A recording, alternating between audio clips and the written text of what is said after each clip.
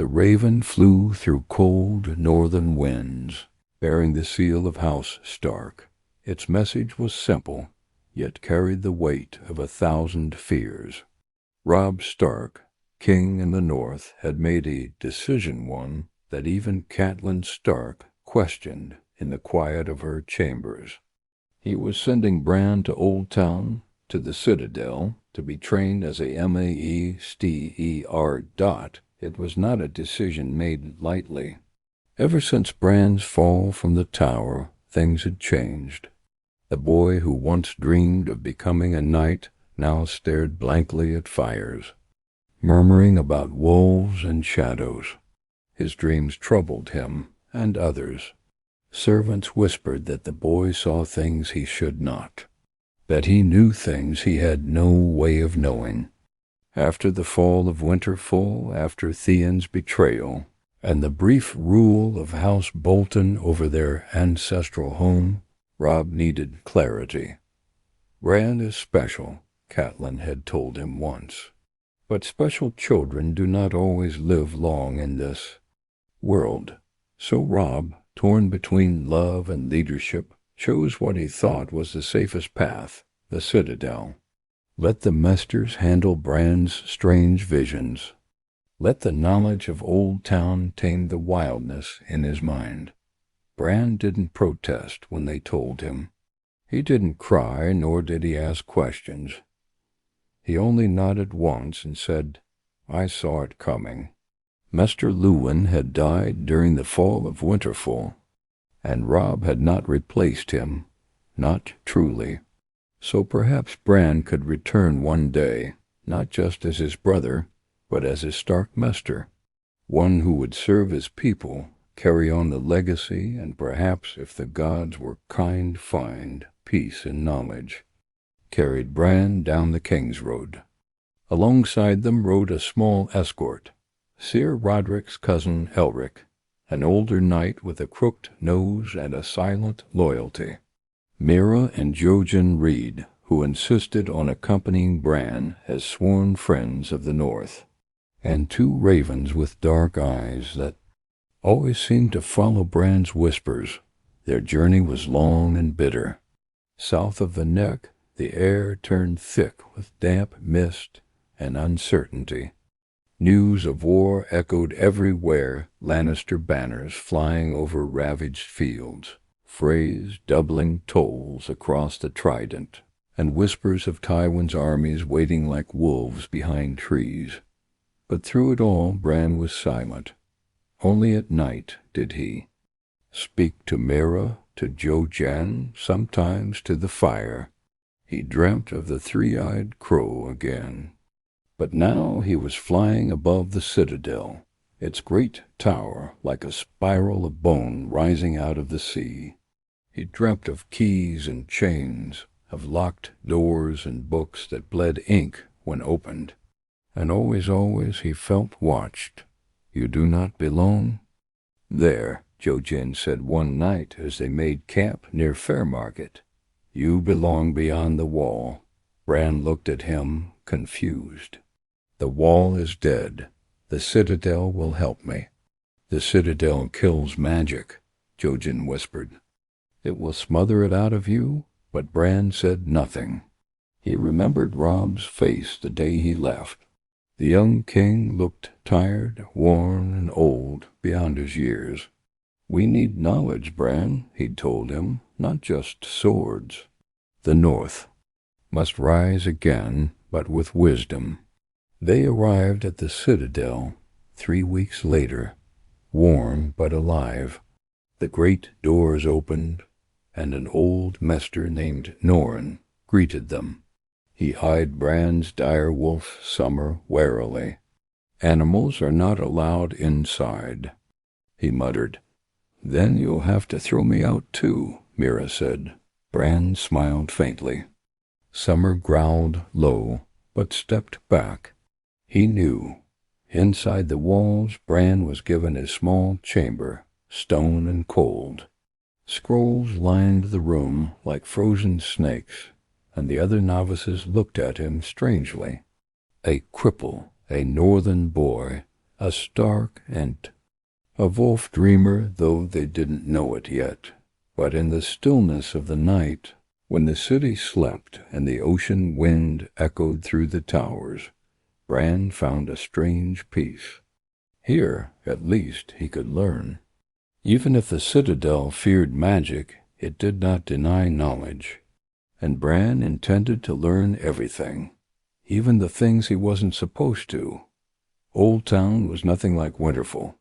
It was warmer, wetter, and smelled like rot and salt. The Citadel loomed over the river like a coiled beast of stone and memory. The Maesters called it the greatest collection of knowledge in the known world, but to Bran it felt more like a cage. His chamber was small, cold despite the southern air, and smelled of old parchment and dust.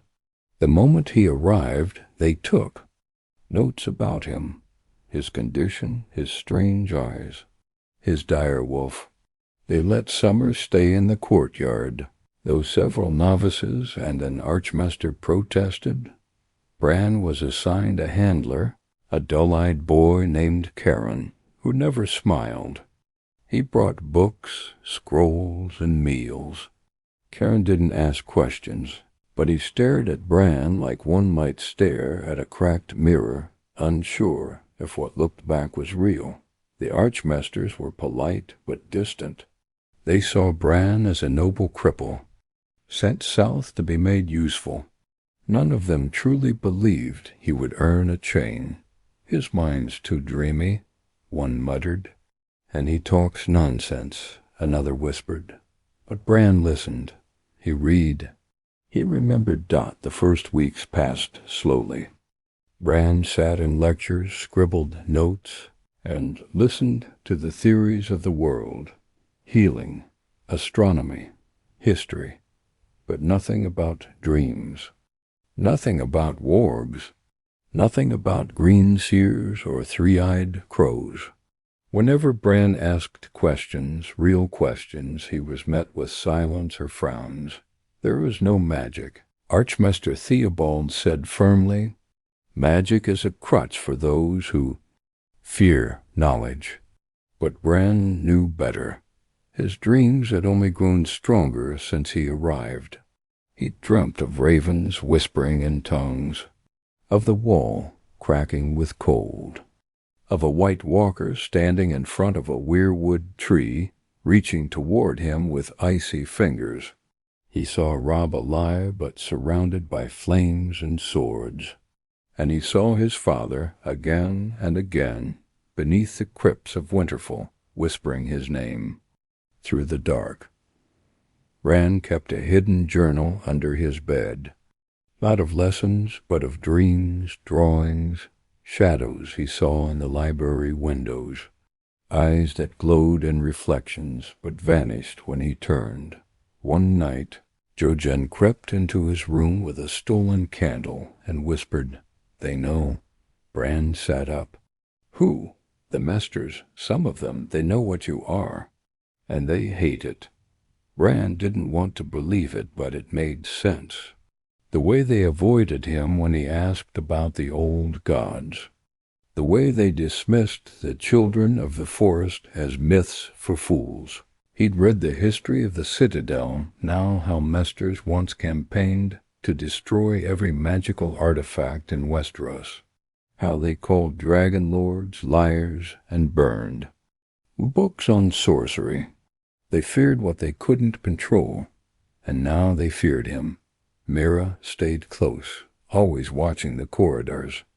"We need to leave," she told Bran one morning. "This place is killing you." But Bran shook his head. "No, I need to know more. There's something here. I've seen it in my dreams. A room with no windows, chains made of black iron, and a book bound in human skin. You're scaring me, Bran." "I'm scaring them too." Later that night, Bran followed the sound of whispers down into the lower levels of the Citadel. Karen had fallen asleep outside his door, and Summer had slinked into the shadows. Bran wheeled himself quietly until the floor became stone and damp. He reached a sealed door. There was no handle. Just a symbol burned into the wood, a circle, with 3 eyes in its center. He touched it. Suddenly the door opened with a breath of stale, heavy air. Inside was darkness, and the smell of death. And ink. Scrolls bound with bone, candles that burned blue, and shelves that held tomes far older than the Citadel itself. And there, resting on a black pedestal, was the book from his dreams. Bran reached out, but before his fingers touched it, a voice echoed from the darkness. "You shouldn't be here, Stark." He turned. An Archmaester stood behind him, face hidden beneath a shadowed hood. "You're not the first to dream, but if you keep walking this path, you'll be the last." Bran didn't speak. He couldn't. The air was thick like fog in the crypts of Winterfell, and the Archmaester's voice felt like it came from a place between the walls, not from a man at all. The shadows seemed to ripple around his cloak. "I'm not here to cause trouble," Bran whispered, hand trembling just inches. "From the book. I just want to understand what I am." The Archmaester stepped closer. His face remained in shadow, but his voice grew quieter, colder. "You are a mistake the Citadel has worked centuries to bury. A reminder of a time when the world was ruled by fire, blood, and whispers from the trees, and we do not suffer reminders." Behind him, something moved. Not a man. Something hunched, crawling. Bran's hand dropped from the pedestal, and he wheeled back instinctively. "You shouldn't be able to see this room," the Archmaester said.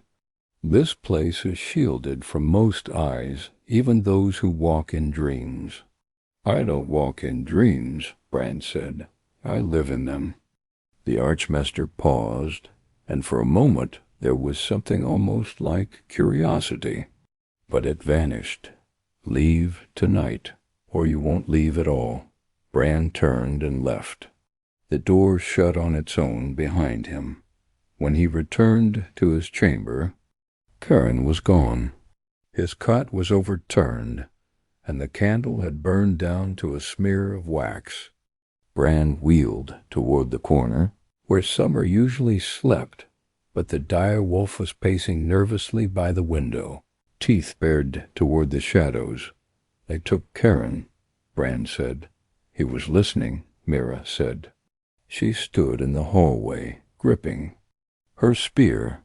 "I saw someone in black drag him toward the rookery. No one else noticed or pretended not to." Bran breathed heavily. "They're watching me now, closer than ever." "Then we need to go." "No, not yet. I saw something else tonight. That book, I felt like it knew me, like it was waiting for me." Jojen entered without knocking. His face was pale, eyes wide like he hadn't slept. "It's all true," he said. "All of it. The Maesters, the Citadel, they've been destroying magic for generations, quietly, patiently. They call it the long death of wonder." Bran turned to him slowly. "How do you know?" "I saw it. In the fire, in the roots, in my dreams, and I found this." He handed Bran a broken chain link. It wasn't made of any metal Bran had seen before. It pulsed with a strange, cold warmth. "It was buried behind the rookery wall," Jojen said. "Under a stone slab. Someone sealed it there centuries ago. It's Valyrian steel, but mixed with obsidian, dragonglass." Bran held it in his palm. He felt something spark inside him. A memory not his own. A burning city, screaming children, white walkers marching across frozen lands, and in the center of it all a boy in a tree. "They're hiding the truth," Bran said. "They've been hiding it from everyone." Over the next 2 days, Bran played the quiet student, but every hour was a growing storm beneath the surface. He snuck out at night, moving through shadows with Mira and Jojen. They found sealed doors, chained books, forbidden rooms, scrolls older than Westeros itself, maps of a land beyond the wall uncharted, impossible, and always the symbol, the three-eyed mark, scratched onto stone, carved into bones, burned into pages. Then one night, Mira didn't return from her patrol. Summer started growling at the southern window. Bran felt something cold grip his heart. He focused his mind just as the three-eyed crow had once taught him in a dream, and left his body. He soared like smoke through the Citadel halls, past flickering candles and whispering stone, until he found her, Mira, tied to a chair, her face bloodied, surrounded by Maesters in black robes with no chains. One of them held a dagger. "The girl knows too much," he said. "But it's the boy we need. If he won't leave, we'll take the power from his corpse." Bran snapped back into his body, gasping. "They're going to kill her," he said. "Tonight." Summer howled. Jojen grabbed his knife. "Then we kill them first." Bran had never truly known fear until now. Not when he fell. Not when Winterfell burned. Not even when he saw his father's ghost whispering beneath the crypts. But seeing Mira bloody, tied, and helpless flooded his chest with something deeper than fear. It was rage. Cold and ancient, like the wind beyond the wall. "We don't have time," Jojen said, his voice low. "They'll bleed her for answers. Maybe worse." "I can't fight," Bran said. "I can't even run." "You don't need to," Jojen replied, staring into his eyes. "You just need to become." Summer stood near the door, pacing like a caged storm. His hackles were up. Bran reached out and laid a hand between the dire wolf's ears. The bond was deeper now, stronger. Bran could almost feel his own heart beating in the beast's chest. "I'll find her," Bran said. He closed his eyes. And then he was Summer. The stone walls no longer mattered. The stink of parchment was gone, replaced by blood, fear, and the copper tang of steel. Summer loped through the dark corridors, silent as shadow. The guards didn't see him until it was too late. The first robed Maester died with a scream in his throat, ripped open at the neck. The second managed to strike Summer across the flank, but the wolf barely flinched before lunging, tearing the man's face apart like wet cloth. Mira saw him then, blood in her mouth. Her head lolled. Her eye was swollen shut. "Bran," she whispered, but Bran couldn't speak. Jojen burst in from behind, slamming his blade into the last Maester's back. Summer still, Bran leapt forward and bit the man's throat as he fell. Then Bran pulled out. He gasped, back in his own body, drenched in sweat.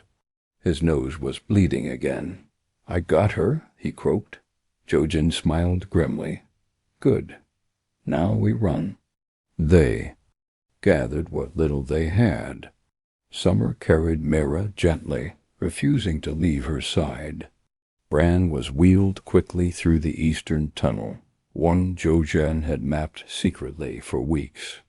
The lower levels of the Citadel twisted like a maze, but Jojen moved like he was following a map burned into his bones.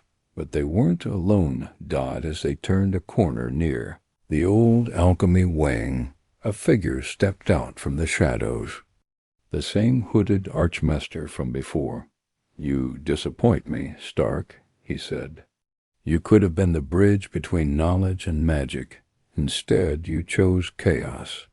Bran stared into his face finally revealed. It was old, pale, lips cracked, skin thin like rice paper. But his eyes, they were pure black, like a man whose soul had already drowned. I didn't choose chaos, Bran said. I chose the truth. The Archmaester raised his hand and the torches died. Darkness swallowed them. Bran screamed, but no sound came out. Jojen reached forward and was flung back by something unseen. Mira groaned on Summer's back. You think the world needs magic, the voice hissed. You think the wall was built with magic alone? Magic built dragons, yes, but it also broke the world. Bran closed his eyes. He focused, reached deeper dot past Summer, past the wolf dot into the Weir Woods dot, and then he was everywhere dot. He was standing in the snow beyond the wall, watching White Walkers march in silence. He was in a tower watching Jon Snow weep over a sword. He was in King's Landing, where Cersei Chew Lannister sat on the throne, drinking poison from her own goblet. And he was in the Citadel, standing behind the hooded Archmaester. But this time he was the crow, the three-eyed crow. He screamed through himself. The torches flared back to life. The Archmaester turned in horror too late. A raven burst from the shadows, pecking wildly at his face. He fell backward, clawing at his eyes. Jojen grabbed Bran's chair. Run!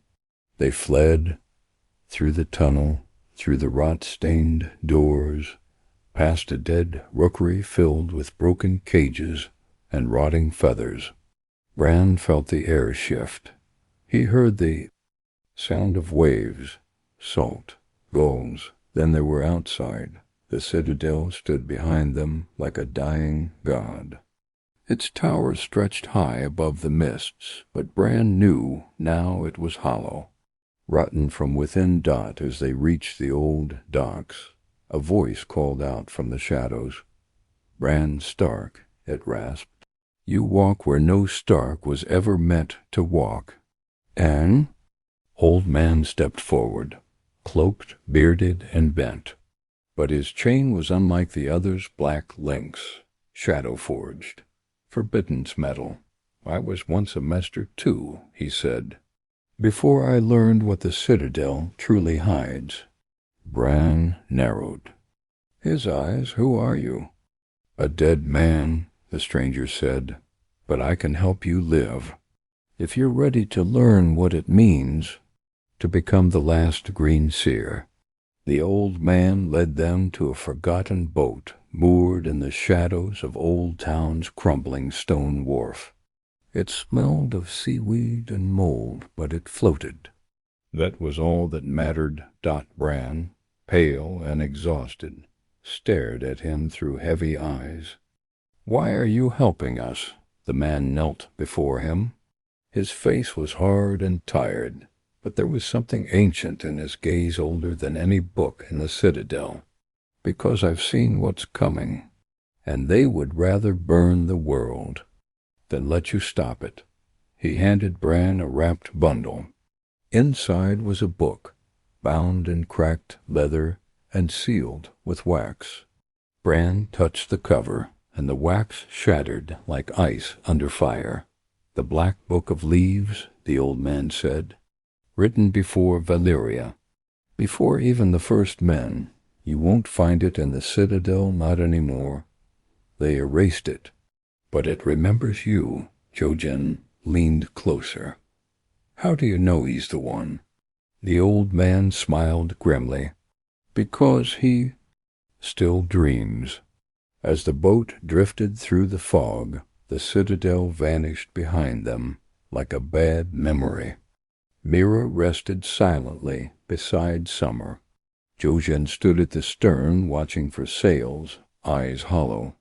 Bran opened the book, There were no words on the first page, just a drawing of a boy with no legs sitting beneath a tree with 1,000 eyes. And, written beneath it in a language Bran couldn't read but somehow understood, "The last door opens only for the broken." Bran read through the night. Visions came faster now, not just in dreams but in waking hours. He saw the past like it was happening in front of him. He saw the children of the forest creating the first White Walker. He saw the pact with the first men. He saw men break it.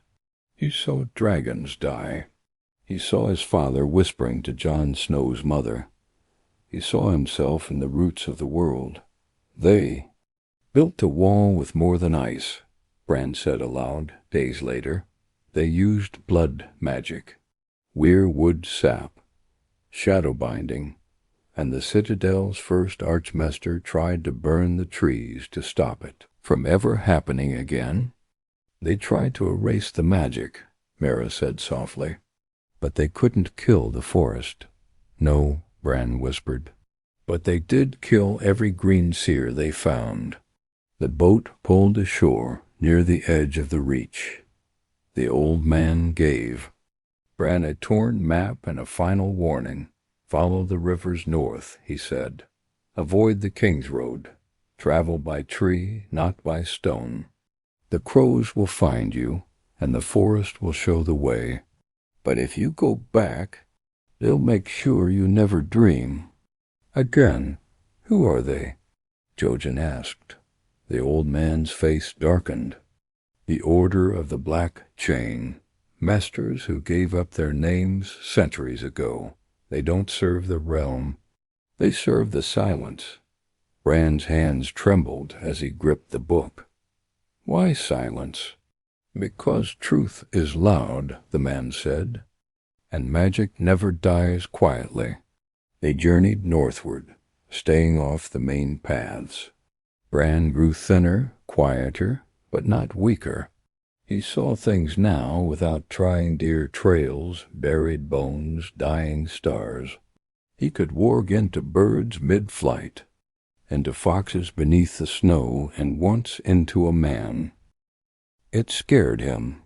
Not the act, but how easy it felt. They reached the neck after weeks of slow movement. Crannogman helped guide them through the bogs. They recognized Jojen and Mera, but they looked at Bran like he was a spirit.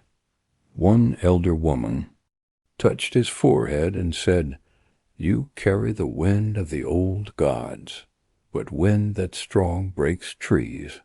Bran began speaking less. He spent hours beneath trees, fingers in the moss. Sometimes he whispered. Sometimes he screamed in his sleep. And one night he didn't wake up at all, not in his body. At least he drifted beyond the wall, into the land of always winter. He saw the Night King kneeling before something older than even him. A stone throne buried in ice, with a voice that cracked the sky. It turned toward Bran, though it had no face. And it knew him when Bran woke. His breath came in gasps. Mera and Jojen leaned over him. "I saw the beginning," Bran said. "And the end?" "What end?" Mera asked. Bran looked north. "The wall will fall soon." He reached for the black book and turned to the last page. The drawing was of a tree split down the middle. On one side, fire. On the other, ice. In the center was Bran himself. "We have to go," he whispered, "beyond the wall, to find the raven, not the bird, the man." Jojen nodded slowly. "You're not meant to wear a chain, Bran. You're meant to wear the forest." The snows were heavier beyond the wall. The air bit like teeth, and the trees groaned under the weight of cold that had never left. Bran, Mera, Jojen, and Summer moved like ghosts through the haunted forest. They spoke little now. Words felt too small, too soft for what they were approaching. Something ancient was calling. They passed the remains of old ranger camps. Skeletons frozen mid-reach, burned wagons, swords stuck upright in the earth, rusted to the bone. Bran saw it all without touching anything. He already knew the wall hadn't protected the realm. It had merely delayed what was coming. Bran had changed. He didn't smile anymore. His eyes no longer drifted like a boy's. They fixed, sharp and cold, on things only he could see. He spoke to trees. He wept without tears. He no longer dreamed because he was always dreaming, now Dot in sleep, and wake in silence. The weirwoods whispered Dot. They reached the cave after a night of complete darkness. Even the moon refused to shine. Snow swirled like ash. The wind carried voices that didn't belong to the living Dot at the mouth of the cave, the last of the children. Of the forest waited Dot. Leaf stepped forward. Her face was tired, ancient, and cracked like old bark. "We've waited long," she said. "Too long, but the seed has returned." Bran was wheeled inside. Summer followed closely. Mira and Jojen stayed at the edge of the cave, staring at the walls covered in runes, blood and shadows that moved. Inside the hollow heart of the earth sat a man twisted into roots, the last green seer, the three-eyed raven, or what was left. Of him, Bran stared. He expected fear or confusion, but instead he felt recognition. "I've seen you," Bran whispered, "in the fire, in the snow. And I've seen you," the old man replied, his voice like dry leaves. "You were never meant for chains. You were meant for wings." Bran wheeled closer. The green seer's roots shifted. "Not from pain, but welcome. You went south," he said, "into the belly of the Citadel, into the place where light is feared. That was your test." Bran nodded slowly, "and I passed it." "No," the old man said. "You survived it." Barely. The cave pulsed with the heartbeat of the earth. Runes lit up faintly across the walls. The old man spoke again. "They will come. The Citadel knows now. They'll send fire to burn these roots. Fire dressed in crowns, in gold, in dragons, in wolves." Bran blinked. "Wolves?" The old man smiled faintly. "The North will not understand what you are becoming. Not Robb, not Jon, not Sansa. You are not Bran Stark anymore. Not truly. You're what the realm has forgotten it feared." Mira entered then. Her arm was wrapped tight. She'd been wounded by a shadow thing near the cave mouth.